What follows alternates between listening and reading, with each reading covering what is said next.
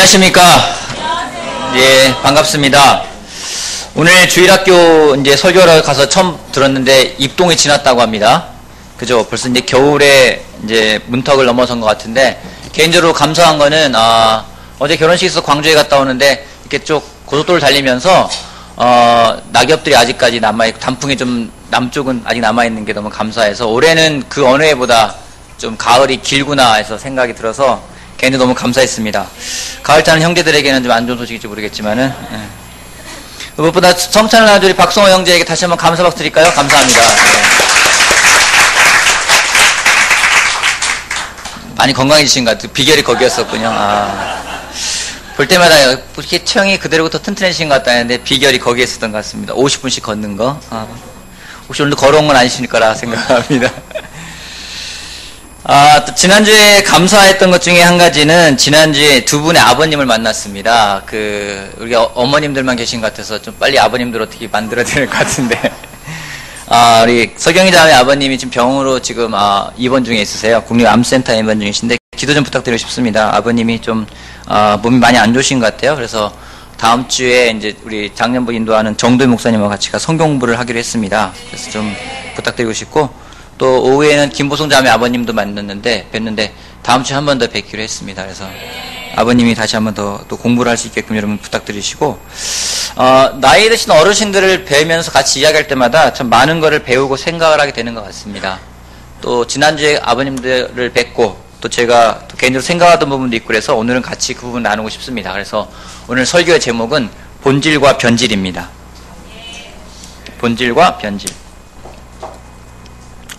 여러분, 어떠한 본질이 변질될 때가 있어요. 그죠? 언제 변질되나요? 냉장고에 안 넣으면은, 그죠? 음식은 냉장고에 안 넣으면 변질되고, 냉장고에 또 오래 놔둬도 변질이 됩니다. 그래서 또 어떤 게 변질이 되나요? 첫 마음을 잃어버렸을 때. 또 어떤 데 변질이 되나요? 방치했을 때, 욕심이 들어갔을 때, 또요? 교만해졌을 때, 예? 오해했을 때. 뒤에 분들은 하나도 변질 안 되고 계세요. 그죠?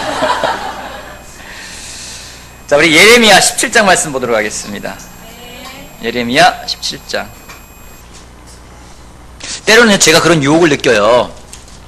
설교하는데 뒤에서 반응이 없으면요, 무선 마이크를 하나 이렇게 딱 나도 달고 뒤까지 걸어다녀 볼까 봐. 앞에 있는 사람들은 막 원하는 뒤 사람들은 안 좋아하는 것 같아요. 자, 예레미야 17장 9절에 이런 말씀이 있습니다. 만물보다 더 거짓되고 아주 썩은 것이 사람의 마음이니 누가 그 속을 알 수 있습니까? 가장 부패한 것이 인간의 마음이라고 성경은 이야기를 하고 있습니다. 그래서 어쩌면 성경에 그런 말씀인지 모르겠어요. 무엇보다 내 마음을 지키라.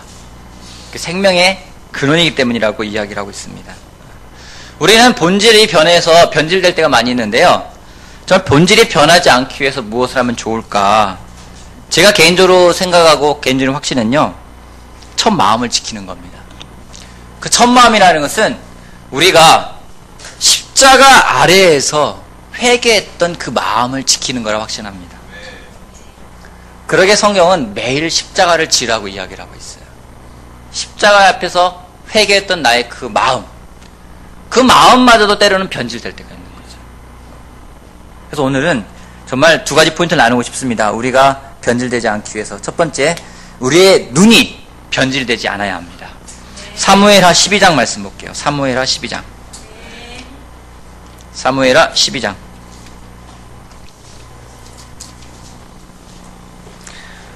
여러분 회개해 보셨죠? 회개해 보셨죠? 회개 안 해본 분 계세요? 회개해 보셨을 거예요. 그죠? 언제 회개하게 됩니까? 그러니까 죄 졌을 때 언제 회개하냐는 얘기예요. 바로. 죄 짓고 바로. 그러니까 제 질문은요. 회개를 하는데 어떤 때에 회개를 하게 되냐는 거죠. 자기 죄를 깨달았을 때, 그때가 언제 되는 거예요? 너무 힘들어서 이러면 어렸을 때. 자, 언제 또 회개하게 되십니까? 묵상하면서. 또요? 네? 기도하면서. 또요? 두려울 때, 고난이 왔을 때, 또 언제 회개하게 됩니까? 네? 예수님을 볼 때? 은혜 받을 때? 예, 또 언제 회개하게 됩니까? 상대방이 나 때문에 힘들어할 때. 아, 그렇군요. 사무엘하 12장에 보면은 이런 말씀이 나옵니다. 12장 1절 말씀부터 보도록 할게요. 주님께서 예언자 나단을 다윗에게 보내셨다. 나단은 다윗을 찾아와서 이런 이야기를 하였으다. 어떤 성읍에 두 사람이 살았습니다. 한 사람은 부유하였고 한 사람은 가난하였습니다. 그 부자에게는 양과 소가 아주 많았습니다. 그러나 가난한 사람에게는 사다가 키우는 어린 암양 한 마리밖에는 아무것도 없었습니다. 그는 이 어린 양을 자기 집에서 길렀습니다. 그래서 그 어린 양은 그의 아이들과 함께 자랐습니다. 어린 양은 주인이 먹는 음식을 함께 먹고 주인의 잔에 있는 것을 함께 마시고 주인의 품에 안겨서 함께 잤습니다. 이렇게 그 양은 주인의 딸과 같았습니다. 그런데 그 부자에게 나그네 한 사람이 찾아왔습니다. 그 부자는 자기를 찾아온 손님을 대접하는데 자기의 양떼나 소떼에서는 한 마리도 잡기가 아까웠습니다. 그래서 그는 그 가난한 사람의 어린 암양을 빼앗아다가 자기를 찾아온 사람에게 대접하였습니다. 다윗은 그 부자가 못마땅하여 몹시 분개하면서 나단에게 말하였다. 주님께서 확실히 살아계심을 두고서 맹세하지만 그런 일을 한 사람은 죽어야 마땅합니다. 또 그가 그런 일을 하면서도 불쌍히 여기는 마음이 전혀 없었으니 그는 마땅히 그 어린 암양을 4배로 갚아주어야 합니다. 다윗이 죄를 지었습니다. 자신의 부하 장수의 아내와 간음을 하고 회개를 하지 않았습니다. 성경학자들은 그 회개하지 않은 기간이 뭐 한두 달이 아니라 1년이라고 이야기를 합니다. 1년이라는 오랜 시간 동안 회개하지 않는 거예요. 하나님이 나단이란 예언자를 보내어서 이런 비유를 듭니다. 어느 한 성읍에 부자와 가난한 사람이 있었는데 가난한 사람의 암양 한 마리를 샀는데 아주 애지중지에 있는 건데 부자에게 나그네가 왔을 때 자기가 많은 걸 가졌지만 가난한 사람의 어린 암양을 빼앗아다가 나그네를 베풀었다고. 다윗이 반응이 어떻습니까? 어떻게 분노했죠? 죽어야 마땅한다고 분노하는데요. 분노가 그게 다르면 죽어야 마땅하다는. 우리 어머님들도 많이 그런, 저도 잘할 때 몇 번 들었는데요. 분노하면은요 꼭 죽음이 나와요. 나가 죽어라 이놈아. 이 분노가 그게 달았을 때 표현을 항상 그거예요. 저 죽이놈. 그죠? 다윗이 지금 얼마나 분노인지 알 수 있는 거 아니겠습니까? 여러분, 이 죽는다는 말은 정말 분노했을 때 나오는 거예요. 너 죽여버릴 거야? 이런 게 언제 하십니까? 그냥 친할 땐 너 죽여버릴 거야. 이랬나요? 아니죠. 분노가 크게 달았어요. 다윗의 분노가 크게 달았어요. 몹시 분개해가지고 아유 저 죽일 놈 마땅히 죽어야 됩니다. 근데 이성도 있었어요. 그 다음에 암양을 4배로 갚아 주어야 한다는 것은 율법의 배상에 맞는 거예요. 그렇기 때문에 어떻게 해야지 이성적인 건지도 알았지만은 다윗의 감정에 막 이입이 돼서 너무 분노가 치밀어가지고 그렇게 되지만 저 죽어야 된다. 그렇게 했습니다. 그래서 나단이 이야기를 합니다. 7절. 나단이 다윗에게 말하였다. 임금님이 바로 그 사람입니다. 임금님이 바로 그 사람입니다. 나단이 보기를 원했던 것은요, 다윗 본인의 모습을 보기를 원했습니다. 어쩌면 다윗은 1년 동안 철저하게 자기의 모습을 보지 않았는지도 모르겠습니다. 그러니 죄에 대해서 회개가 안 됩니다. 그런 이유에서 하나님이 나단을 보내게 됩니다. 다윗이 영적으로 타락했던 시간이에요. 영적으로 좋지 않은 상태. 여러분, 영적으로 좋지 않은 상태가 어떤 상태일까요? 네? 짜증이 많이 날 때 영적으로 좋지 않은 상태. 어떤 상태가 영적으로 좋지 않은 상태일까요? 네? 불평불만이 많을 때. 또 어떤 때일까요? 깨닫지 못할 때. 다윗을 보면은요, 영적으로 좋지 않은 상태가 무엇인지를 보여줍니다. 자신의 모습은 보지 못하면서 대신 다른 사람에 대해서는 엄청난 판단을 하는 거예요. 다윗은 판단력이 뛰어난 사람이었어요. 그 부자에 대해서 죽어야 된다고 아주 판단이 명확했어요. 4배로 갚아준다고 명확하게 판단했어요. 하지만 자신에 대해서는 보지를 못하고 있었습니다. 여러분, 우리의 눈이 변질되기가 쉽습니다. 예수님 말씀하십니다. 눈은 몸의 등불이라고 이야기를 하고 있었어요. 그 정도로 이 등불이 밝지 않으면은 우리가 올바르게 볼 수가 없는 겁니다. 마태복음 12장 말씀 보겠습니다. 마태복음 12장. 마태복음 12장 1절 말씀. 마태복음 12장 1절. 그 무렵에 예수께서 안식일에 밀밭 사이로 지나가셨다. 그런데 제자들이 배가 고파서 그 밀이삭을 잘라서 먹기 시작하였다. 바리새파 사람이 이것을 보고 예수께 말하였다. 보십시오. 당신의 제자들이 안식일에 해서는 안 되는 일을 하고 있습니다. 예수께서 그들에게 말씀하셨다. 다윗과 그 일행이 굶주렸을 때 다윗이 어떻게 했는지를 너희는 읽어보지 못하였느냐? 다윗이 하나님의 집에 들어가서 제단에 차려놓은 빵을 먹지 않았느냐? 그것은 오직 제사장들 밖에는 자기도 그 일행도 먹어서는 안 되는 것이었는데 말이다. 또 안식일에 성전에서 제사장들이 안식일을 범해도 그것이 죄가 되지 않는다는 것을 율법책에서 읽어보지 못하였느냐? 내가 너희에게 말한다. 성전보다 더 큰 이가 여기에 있다. 나는 자비를 원하고 제사를 원하지 않는다 하신 말씀이 무슨 뜻인지 알았더라면 너희가 죄 없는 사람들을 정죄하지 않았을 것이다. 인자는 안식일의 주인이다.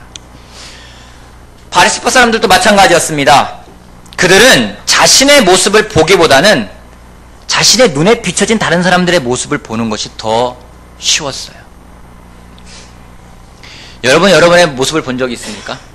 혹시 오늘 여러분들 거울에 자기 얼굴을 보신 적 있죠? 자, 오늘 자기 거울도 안 보고 오신 분 계시나요? 있을지 모르겠어요. 저는 어느 날 제 아내가 저한테 와서 이런 말을 합니다. 오빠가 무표정하게 있으면은 무서워. 화난 사람 같아. 그 얘기를 처음에 들었을 때 아유, 얘가 나를 몰라서 그래. 이렇게 눈가에 주름도 자글자글하니 웃을 때 있는 사람인데 어떻게 나를 보고 무섭다고 얘기를 해. 말도 안 돼. 선입견이라 생각했었어요. 그래서 제가 무표정할 때 무섭다는 얘기에 대해서 저는 전혀 귀에 들어오지가 않았어요. 저희 집에 이제 거실에 이렇게 거울이 있습니다. 어느 날 이렇게 밤에 이렇게 앉아서 이 생각 저 생각하고 있는데 무심결에 제 얼굴 딱 봤어요. 아무 생각 없이 그냥 딱 봤어요. 무서운 거예요. 그러면서 본 게 화났나? 화났다. 이 생각이 드는 거예요. 그제서야 보았어요. 이게 내 모습이구나. 이게 무표정한 나의 모습이구나. 여러분, 우리가 정말 마음에서부터 회개하고자 한다면 우리가 우리 자신을 먼저 보아야 합니다. 회개는 내가 하는 거지 다른 사람이 하는 게 아니에요. 근데요, 우리는 자꾸 다른 사람을 봅니다. 부부싸움을 합니다. 싱글들 하나 있는데 자꾸만 결혼부 얘기만 해서 미안해요. 부부싸움을 합니다. 어제도 광주 갔다 오는데 저희 부부가 부부싸움을 했어요. 저희 부부는 부부싸움을 한 유형이 딱 크게 두 가지입니다. 하나는 여행을 떠나기 전, 아니면 여행을 갔다 와서. 어제도 거의 집에 거의 다 왔어요. 이제 아파트 입구에 거의 다 왔어요. 이제 올라만 가면 되는 거예요. 피곤하기도 하고 그런데 제가 이제 어떤 피곤한 거와 시간을 많이 쓴 거에 대해서 이야기를 했는데 우리 아내가 거기서 얘기를 한마디를 했었어요. 그래서 내가 미리 생각을 하고 간다고 하지 않았어. 얘기를 했는데 저는 그게 당신은 왜 그렇게 생각도 못하는 어리석은 사람이냐라고 받아들인 거예요. 확 열이 받았어요. 그래서 이야기를 많이 왔다 갔다 했어요. 애는 옆에서 기도하죠. 엄마 아빠가 부부싸움하지 않게 해주세요.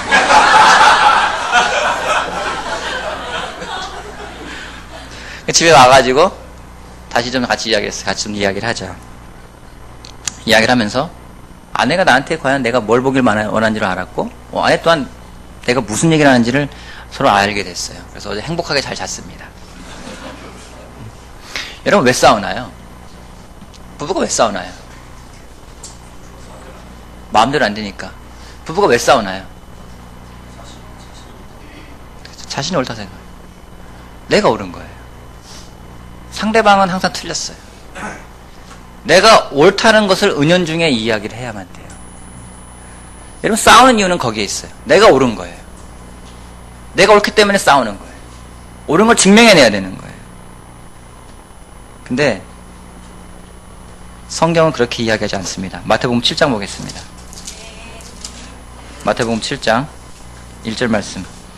너희는 심판을 받지 않으려거든 남을 심판하지 말아라. 너희가 남을 심판하는 그 심판으로 하나님께서 너희를 심판하실 것이요 너희가 되질하여 주는 그 되로 너희에게 되어서 주실 것이다. 어찌하여 너는 남의 눈 속에 있는 티는 보면서 내 눈 속에 있는 들보는 깨닫지 못하느냐. 내 눈 속에 있는 들보가 있는데 어떻게 남에게 말하기를 내 눈에서 티를 빼내줄 테니 가만히 있거라 할 수 있느냐. 위선자야, 먼저 내 눈에서 들보를 빼내어라. 그래야 내 눈이 잘 보여서 남의 눈 속에 있는 티를 빼내줄 수 있을 것이다. 여러분, 들보를 이야기합니다. 들보는 아닌데 제가 전유부명대 스틱 좀 빌려왔는데 잠깐만 좀 주실래요? 자. 네. 들보, 여러분 들보가 뭔지 아세요? 여러분 대들보라는 얘기 아시죠? 거기서 대자만 빼면 들보예요. 조그마한 들보를 말하는 거예요. 대들보는 굉장히 큰 기둥입니다. 근데 건축과 건축하다 건물 연결한 조그마한 게 제공은 잘 알겠네요. 그죠? 들보라는 게 있어요. 들보는 아닙니다. 나무막대기예요. 여러분, 이게 내 눈에 이렇게 있다 생각해 보십시오. 우선님 나와볼래? 잠깐만. 자, 제 눈에 있어요. 그리고 우선 형제 눈에 뭐가 있어요? 빼내주고 싶어요. 어떤 일이 벌어질까요? 그리고 절 불러보세요. 여러분, 눈에 들보가 있으면요, 문제가 뭐냐면은 내 주위의 사람들이 아프다는 거예요. 그 사람의 잘못이 아니라 나의 잘못인데 내려가시대요. 그걸 보지 못하면 내 주변의 사람들이 아픈 거예요. 내 눈 속에 이런 게 있어요. 이걸 방금 갖고 다녀요. 누가 부르면 쳐야 돼요. 그러면서 옆에 있는 사람에게 너 눈에 뭐도 찔러봐, 와봐. 갈 수가 없어요. 성경은 이야기합니다. 우리 마음속에 뭐가 먼저 있는지 그걸 먼저 보라고요. 여러분, 성숙하다는 것이 무엇일까요? 성숙하다는 것은 나를 볼 수 있는 겁니다. 그래서 다른 사람도 올바르게 볼 수 있는 겁니다. 우리가 본질을 잊지 말아야 됩니다. 여러분, 우리의 본질이 뭘까요? 우리의 본질은요, 우리가 죄인이라는 거예요. 그 본질을 보지 못할 때에 더 이상 예수님의 십자가가 필요가 없고요, 예수님의 은혜가 필요가 없고요, 예수의 용서도 필요가 없고요, 아무것도 필요가 없는 존재가 되어버립니다. 우리가 본질을 잊어버리면 안 됩니다. 죄책감 주려고 이런 말 하는 게 아니에요. 여러분, 오늘 여러분은 무엇을 먼저 보고 있습니까? 내 주변에 있는 형제 자매의, 내 아내의, 내 남편의, 내 자식의 문제를 먼저 보고 있습니까? 아니면 나를 먼저 보고 있습니까? 여러분이 언제 회개했는지 다시 한번 돌이켜 보십시오. 우리가 우리를 올바르게 볼 때에 그때 회개하게 되었습니다.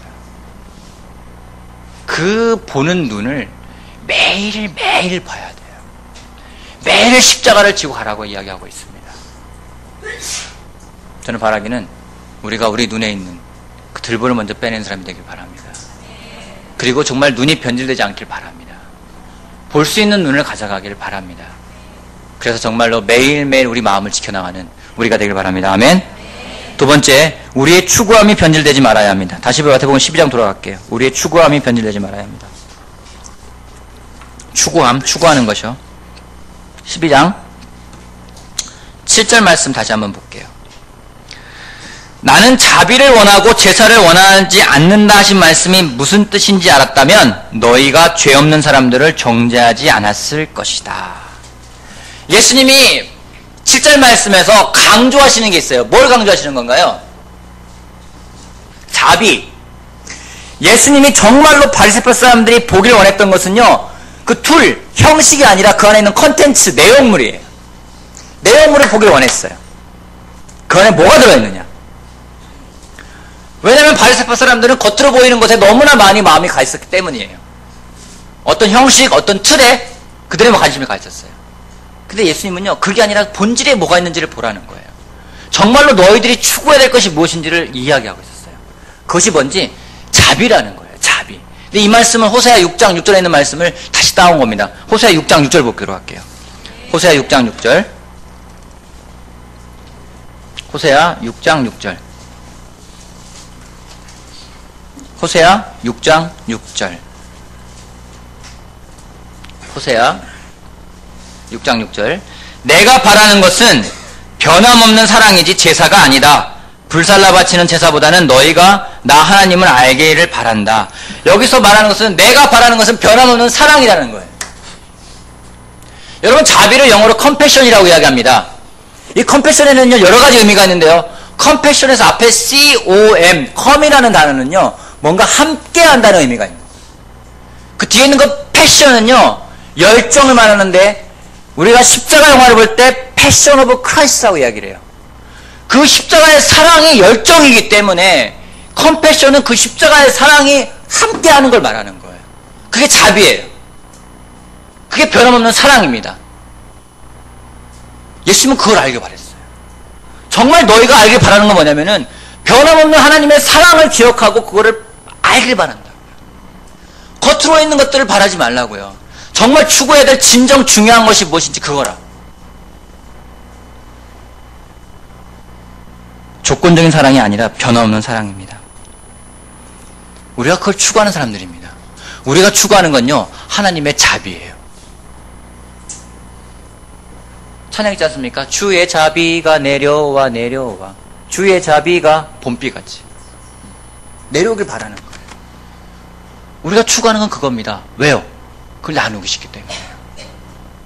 근데 그 사랑이 변질되면은 그 추구함이 세상으로 가버립니다. 재밌는 걸 하나 발견했어요. 전도서의 저자가 누굽니까? 자신있게 누구라고요? 전도서 다음에 나오는 책이 뭔지 아십니까? 아가서. 아가서의 저자가 누굽니까? 솔로몬이에요. 솔로몬이 전도서도 쓰고요, 아가서도 썼어요. 근데 내용은 달라도 너무 다릅니다, 진짜. 솔로몬은 전도서는 시작부터 그렇게 해요. 헛되니 모든 것이 헛되다. 시작이 그래요. 아가서는 그런 게 아니에요. 정말로 이 솔로몬과 술람이라는 이 여인과의 사랑인데, 제가 한 가지 공부한 거는 이 아가서가 그리스도 교회에 있는 사람들 가운데에 정말로 예전부터 대가들이 이 아가서를 공부를 정말 많이 했더라고요. 하나님과 인간과의 사랑, 예수님과 교회와의 사랑이 정말 담겨있다고. 아니, 같은 저자가 같은 책을 쓰는데 달랐어요. 전도서를 쓰고요, 아가서가 나왔어요. 어떻게 이런 일이 벌어질까요? 여러분, 솔로몬이 처음에 성전을 건축을 하고 하나님께 기도를 드릴 때 그의 기도를 보면은 정말 감동입니다. 아, 솔로몬이 하나님을 정말 사랑했구나. 그가 구한 것도 많은 재물도 아니고, 주님의 백성을 잘 다스릴 수 있게끔 저에게 지혜를 주십시오라고 지혜를 구했던 사람이에요. 성경학자들은 이 초창기에 아가서를 썼을 거라 생각을 합니다. 초창기에 솔로몬이 추구한 건 사랑이었어요. 그 사랑이 얼마나 놀라웠는지 노래였어요. 그래서 영어로는요, Song of Songs예요.